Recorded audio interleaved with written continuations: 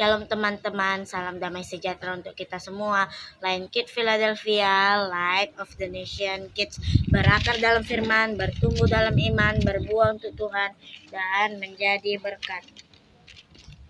Sebelum kita membaca firman Tuhan, mari kita bersatu dalam doa. Tuhan Yesus, terima kasih buat hari ini. Tuhan Yesus, kami mau baca firman-Mu. Berkati firman-Mu, berkati kami, berkati semua yang mendengar firman-Mu. Dalam nama Yesus kami berdoa, haleluya, amin. Kita akan membaca firman Matius 23 ayat 1 sampai 39. Yesus mengancam ahli-ahli Taurat dan orang-orang Farisi.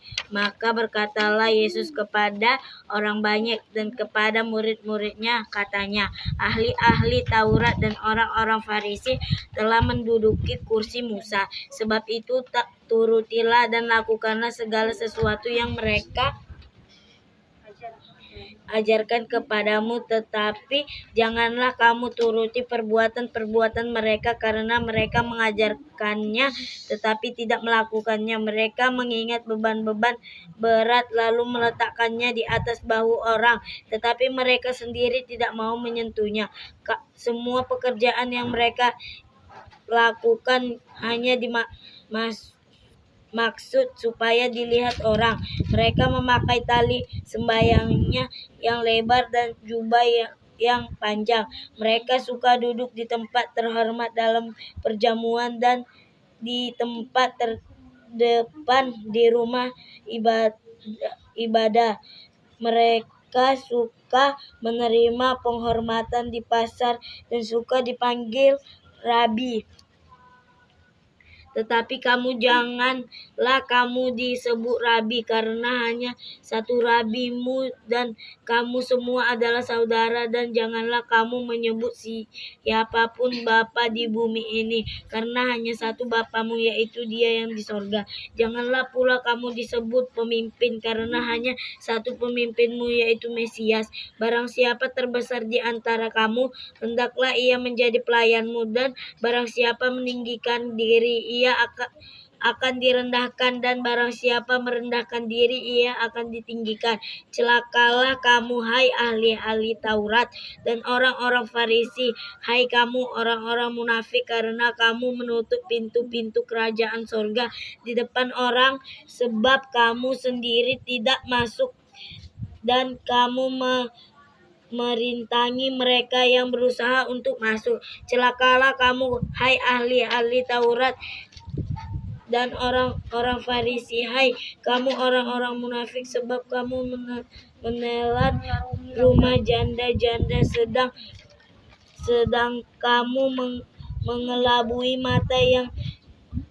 mengelabui mata orang dengan doa yang panjang-panjang. Sebab itu kamu pasti akan menerima hukuman yang lebih berat. Celakalah kamu, hai ahli-ahli Taurat dan orang-orang Farisi, hai kamu orang-orang munafik, sebab kamu mengurangi lautan dan menjelajah daratan untuk mentobatkan satu orang saja menjadi penganut agamamu, dan sesudah ia bertobat kamu menjadi dia orang neraka yang 2 kali lebih jahat daripada kamu sendiri. Celakalah kamu, hai pemimpin-pemimpin buta yang berkata bersumpah demi bait suci, sumpah itu tidak sah.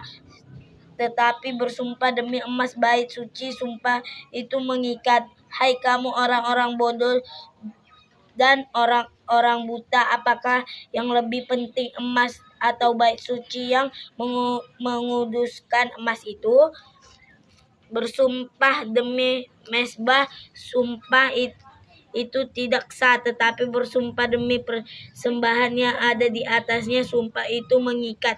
Hai kamu orang-orang buta, apakah yang lebih penting, persembahan atau mezbah yang menguduskan persembahan itu? Karena itu barang siapa bersumpah demi mezbah, ia bersumpah demi mezbah dan juga demi segala sesuatu yang terletak di atasnya. Dan barang siapa bersumpah demi bait suci, ia bersumpah demi bait suci dan juga demi dia yang diam di situ. Dan barang siapa bersumpah demi sorga, ia bersumpah demi tahta Allah dan juga demi dia yang bersemayam di atasnya. Celakalah kamu, hai ahli-ahli Taurat dan orang-orang Farisi, hai kamu orang-orang munafik, sebab persepuluhan dari selasi adas manis dan jintan kamu bayar, tetapi yang terpenting dalam hukum Taurat kamu abaikan, yaitu keadilan dan belas kasihan dan kesetiaan. Yang satu harus dilakukan dan yang lain jangan diabaikan. Hai kamu pemimpin-pemimpin buta nyamuk, kamu tapiskan dari dalam minumanmu, tetapi unta yang di dalamnya kamu telan. Celakalah kamu, hai ahli-ahli Taurat dan orang-orang Farisi, hai kamu orang-orang munafik, sebab cawan luarnya tetapi sebelah dalam penuh rampasan dan kerakusan. Hai orang Farisi yang buta, bersihkanlah dahulu sebelah dalam cawan itu, maka sebelah luarnya juga akan bersih. Celakalah kamu, hai ahli-ahli Taurat dan orang-orang Farisi, hai kamu orang-orang munafik, sebab kamu sama seperti kuburan yang dilabur putih, yang sebelah luarnya memang berisi tampaknya, tetapi yang sebelah dalamnya penuh tulang belulang dan pelbagai jenis kotoran. Demikian juga kamu di sebelah luar kamu tampaknya benar di mata orang, tetapi di sebelah dalam kamu penuh kemunafikan dan kedurjaan. Celakalah kamu, hai ahli-ahli Taurat dan orang-orang Farisi, hai kamu orang-orang munafik, sebab kamu membangun makam nabi-nabi dan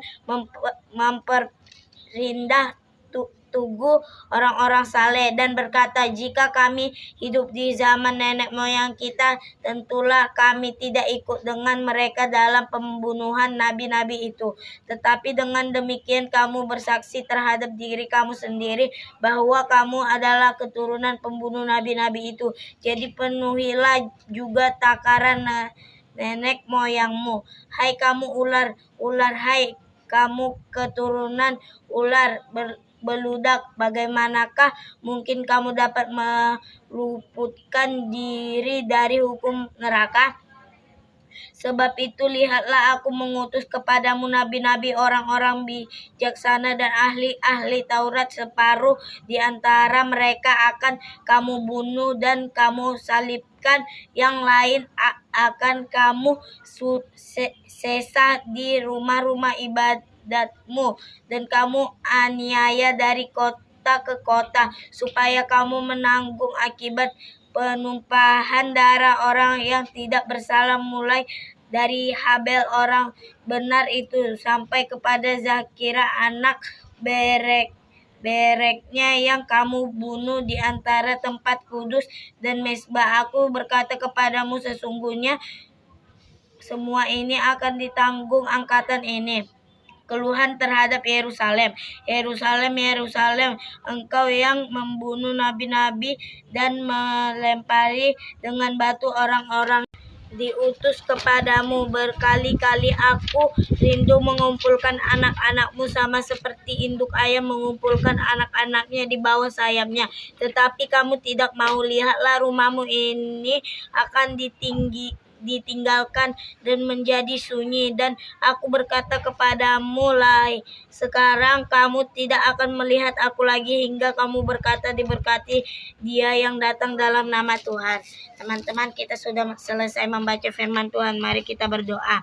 Tuhan Yesus, terima kasih buat firman-Mu yang telah selesai kami baca. Tuhan, berilah setiap firman yang kami baca bisa kami terapkan dalam setiap kehidupan kami. Tuhan Yesus, kami senantiasa berdoa buat bangsa kami, Indonesia. Tuhan Yesus, yang memberikan damai sejahtera yang daripadamu untuk seluruh masyarakat Indonesia, dan Tuhanlah yang memberkati seluruh pemerintahan Indonesia. Tuhan Yesus, kami berdoa juga buat orang-orang yang sedang sakit.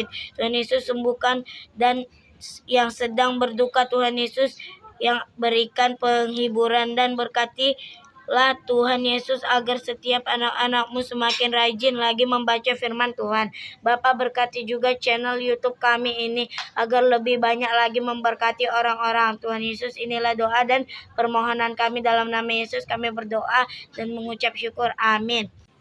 Teman-teman, kita sudah selesai membaca firman Tuhan. Sampai jumpa kembali. Tuhan Yesus memberkati.